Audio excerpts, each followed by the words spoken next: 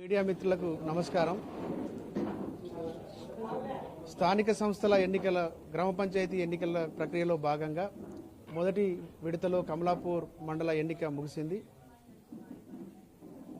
కమలాపూర్ మండల వ్యాప్తంగా కూడా బీజేపీ అభ్యర్థులకు అనూహ్యమైనటువంటి స్పందన వచ్చింది.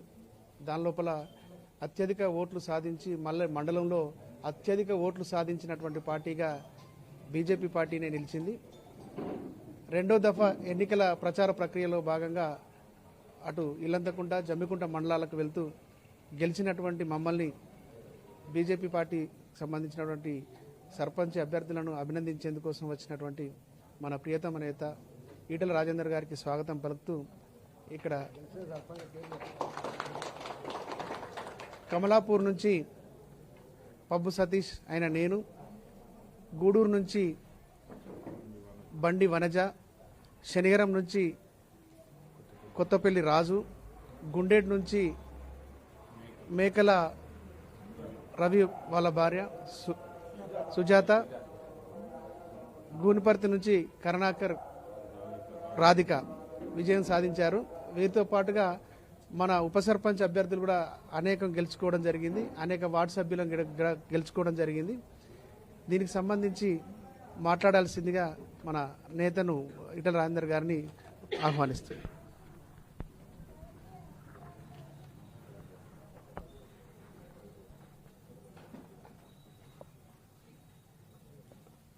మొన్న 11వ తారీఖున జరిగిన ఎన్నికల్లో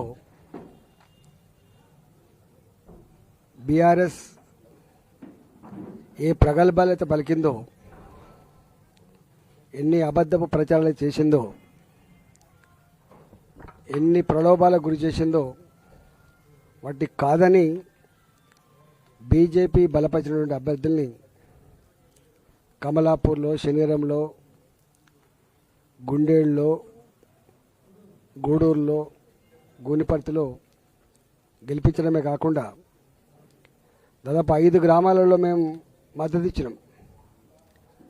అది దేశరాజపల్లె కావచ్చు, కానిపర్తి కావచ్చు, ఇవాళ గోపాలపురం కావచ్చు, మాదన్నపేట కావచ్చు, నేరళ కావచ్చు, ఇట్లా అనేక గ్రామాల మద్దతు కూడా ఇచ్చినాం. జనరల్గా ఈ ఎన్నికలు ప్రజలతో ఆ నాయకుడికి ఉండే వ్యక్తిగతమైన సంబంధాల మీద ఆధారపడి ఉంటాయి. ఆ తదుపరి వారి వెనుక ఉన్న నాయకుడు, వారి పార్టీ, ఇవన్నీ కలగలిసి రిజల్ట్ వస్తుంది. ఆశ్చర్యకరమైన విషయం ఏంటంటే ఈ దఫా చాలా గ్రామాలలో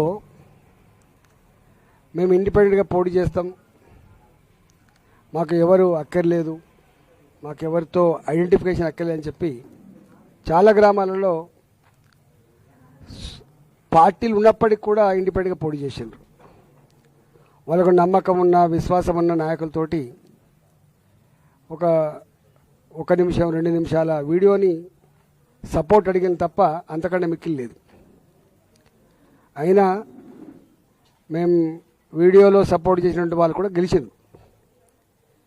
కానీ గెలిచిన తర్వాత 5 లక్షలు 10 లక్షలు ఇస్తాం, మీరు మా పార్టీకి రండి, మా పార్టీలో గెలిచినట్టు చెప్పుకోమని చెప్పి చిల్లర ప్రయత్నం కొనసాగుతుంది.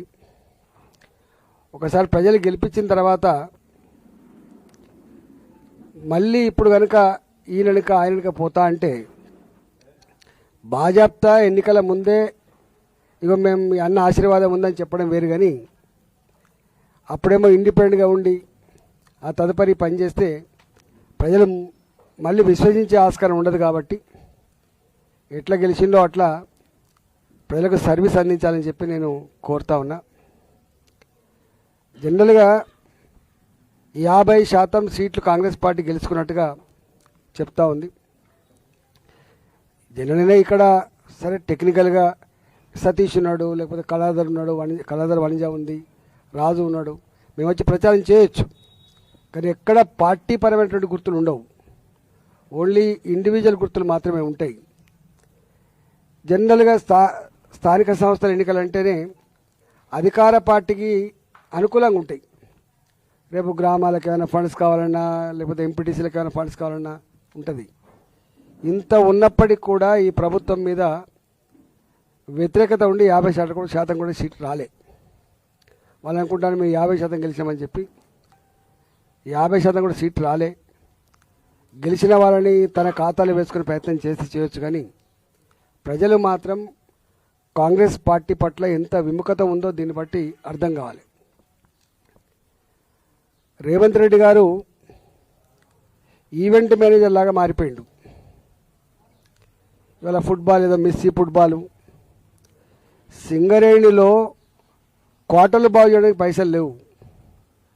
సింగరేణిలో అప్పులు తెచ్చుకుంటే తప్ప జీతాలు లేని పరిస్థితి ఉంటే సింగరేణి నుంచి 100 కోట్ల రూపాయలు ఖర్చు పెట్టి 70 కోట్ల రూపాయలు ఆయనకి ఇచ్చి ఒక క్రికెట్ స్టేడియంని దాన్ని మార్చి కోట్ల రూపాయలు ఖర్చు పెట్టి ఎంసీహెచ్ఆర్డీలో తన ఫుట్బాల్ ట్రైనింగ్ కోసం ఒక గ్రౌండ్ తయారు చేసుకొని దానికి కోట్ల రూపాయలు ఖర్చు పెట్టి ఇలా 100 కోట్ల రూపాయలు సింగరేణి డబ్బులు ఖర్చు పెట్టి సింగరేణి కార్మికులకి కోటలు బాగు ఏమి పైసలు లేవు, కానీ రేవంత్ రెడ్డి గారికి మాత్రం తన ఈవెంట్ మేనేజ్మెంట్ కోసం మాత్రం 100 కోట్లు ఖర్చు పెట్టడం అనేది ఇలా ఉత్తర తెలంగాణ ప్రజానికం అంతా కూడా ఏవేగించుకుంటున్నారు.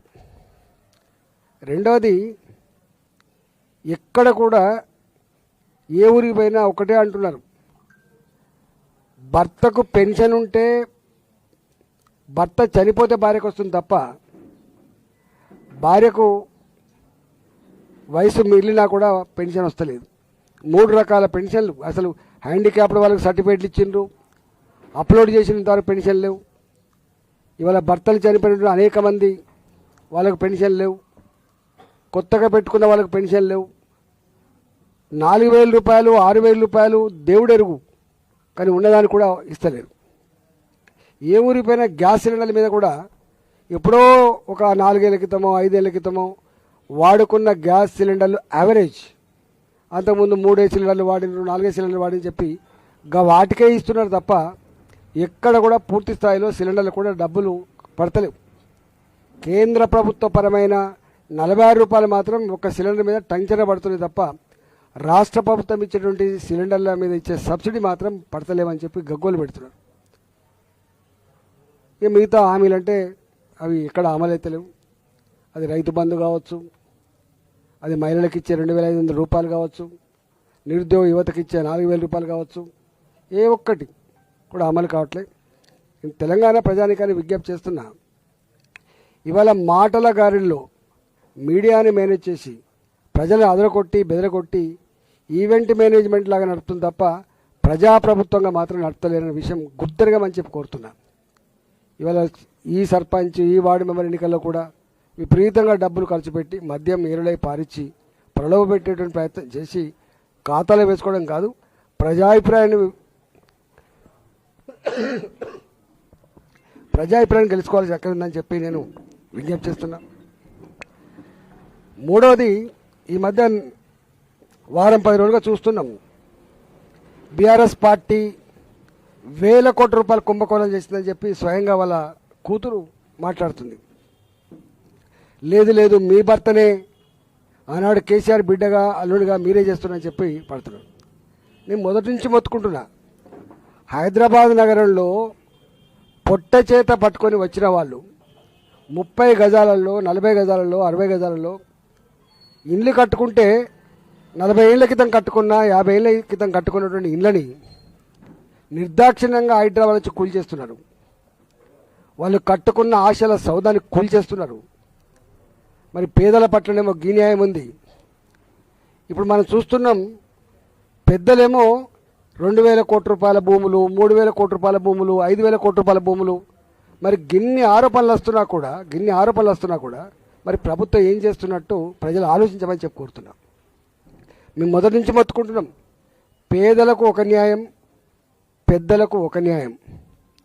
ఇవాళ కొన్ని సందర్భాల్లో కోర్టులను కూడా మేనేజ్ చేసే ప్రయత్నం చేస్తున్నారు, మేనేజ్ చేస్తున్నారు.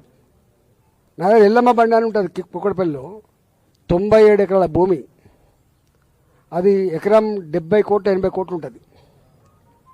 దాదాపు 7,000 కోట్ల రూపాయల భూమి నేను 2007 నుంచి కొట్లాడ పెట్టుకొని ఆపిన.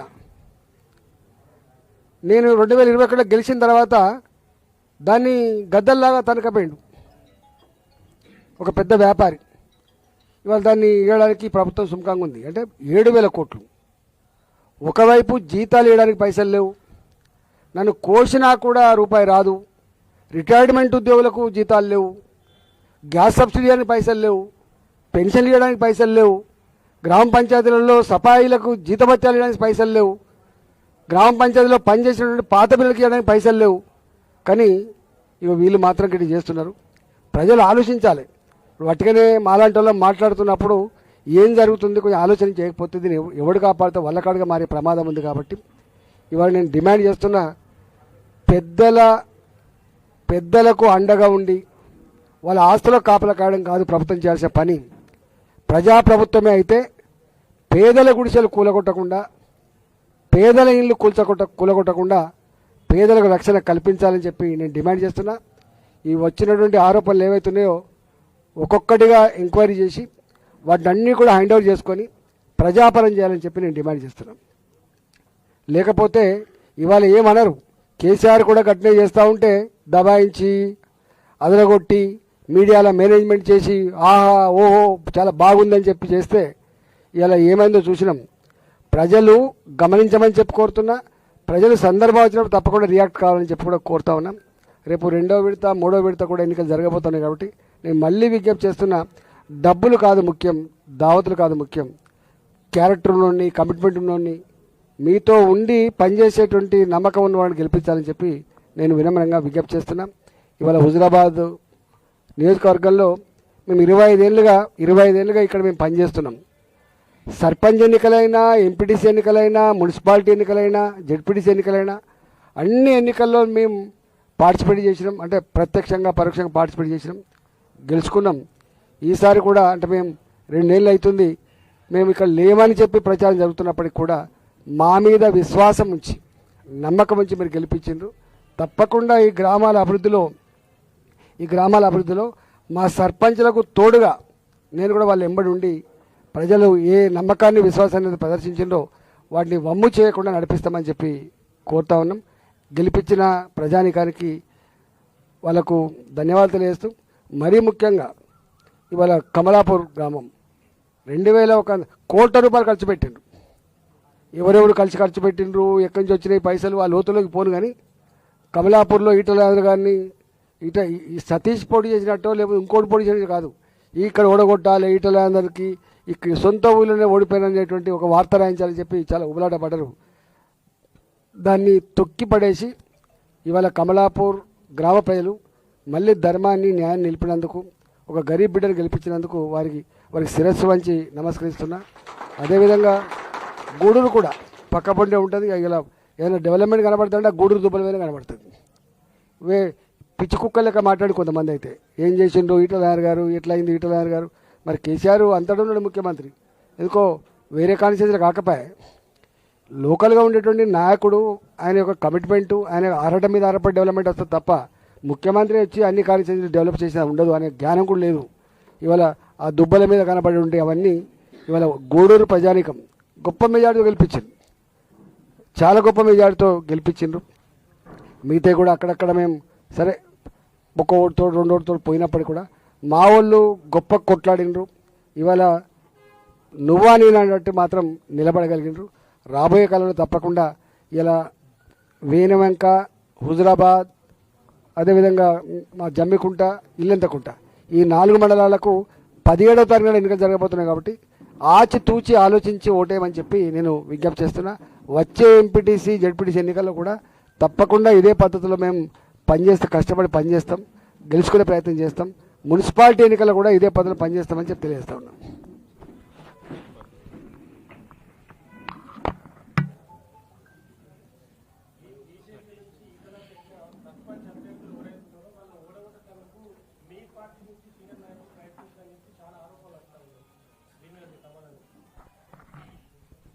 దాని మీద నేను ఏం కామెంట్ చేస్తా, కానీ నేను భారతీయ జనతా పార్టీ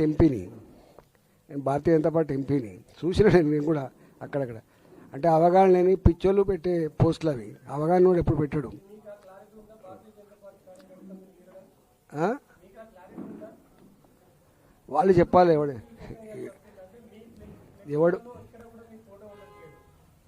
ఆ?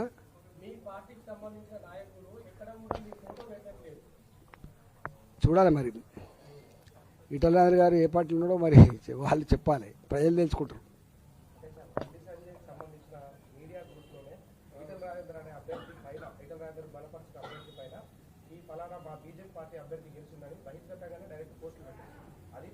అవగాహన ఉన్నోడు చేస్తాడా? అవగాహన ఉన్నోడు ఈ మాట మాట్లాడతాడా? అవగాహన ఉన్నోడు పోస్ట్ పెడతాడా? అవగాహన ఉన్నోడు పెడతాడా చెప్పు. సరే దాని గురించి తెలుసుకుంటుంది, పార్టీ తెలుసుకుంటుంది. Time will decide. అది ప్రజల మధ్యలో ఉంటుంది, ప్రజలకు అర్థమవుతుంది ఎవరేం చేస్తుండ్రు, ఎవరేం చెప్తున్నారు, అవన్నీ ప్రజలు తెలుసుకుంటారు.